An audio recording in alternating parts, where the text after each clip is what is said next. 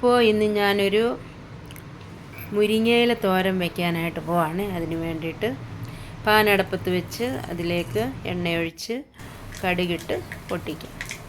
അത് കഴിഞ്ഞ് ചെറിയ ഉള്ളി കുഞ്ഞതായിട്ട് അരിഞ്ഞത് ഇട്ട് നമുക്കതിലിട്ട് മൂപ്പിച്ചെടുക്കാമേ. ഒരു ബ്രൗൺ കളറാവുന്ന വരെ ഒന്ന് ഫ്രൈ ചെയ്തെടുക്കാം. അത് അപ്പോഴേക്കും ഞാൻ നമ്മളുടെ മുരിങ്ങയില നന്നായിട്ട് കഴുകി വെച്ചിട്ടുണ്ടായിരുന്നേ. അപ്പോൾ ഈ ഉള്ളി മൂത്തതിന് ശേഷം നമുക്ക് കഴുകി വച്ചിരിക്കുന്ന ഇല ഇട്ട് കൊടുക്കാം.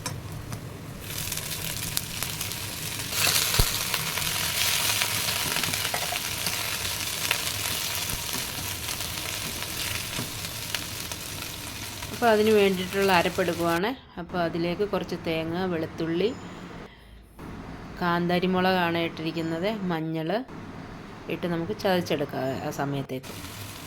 അപ്പം നമ്മളുടെ മുരിങ്ങയില ഒന്ന് വാടിയിട്ടുണ്ട്. അപ്പോൾ അതിൻ്റെ നടുവിലേക്ക് ഞാൻ ഈ അരപ്പിട്ട് കൊടുത്തിരിക്കുകയാണ്.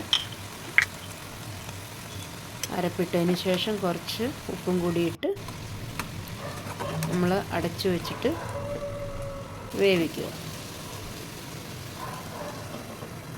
ഇതിന് കൂടുതൽ വേവില്ലാത്ത കാരണം എളുപ്പം നമുക്കൊരു 10 മിനിറ്റിനുള്ളിൽ ഈ തോരൻ റെഡിയാകും.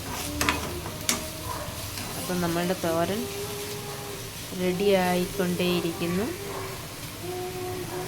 ഇതിൻ്റെ അരപ്പൊക്കെ നന്നായിട്ട് വെന്തിട്ടുണ്ട്. മുരിങ്ങയില നമ്മളുടെ ആരോഗ്യത്തിന് ഏറ്റവും ബെസ്റ്റ് സാധനമാണ്. ആഴ്ചയിൽ ഒരു 2-3 പ്രാവശ്യമെങ്കിലും ഈ മുരിങ്ങയില തോരൻ കൂട്ടുന്നത് നന്നായി. നമ്മളുടെ മുരിങ്ങയില റെഡിയായി.